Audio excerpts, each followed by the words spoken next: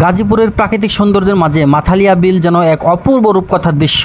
আর এই বিলে দাঁড়িয়ে আছে রঙিন রংধনু জলকুটির। পানির উপর ভাসমান এই জলকুটিরের চারপাশে শান্ত নীল জল আর সবুজের সমারোহ মনকে মুহূর্তেই প্রশান্তি এনে দেয়। পরিবার কিংবা বন্ধুদের নিয়ে আড্ডা, নৌকা ভ্রমণ আর প্রকৃতির রূপ দেখতে চাইলে এই জলকুটির হয়ে উঠতে পারে এক অনন্য গন্তব্য। তাহলে আর দেরি না করে সময় করে চলে আসুন চমৎকার এই জলকুটিরে।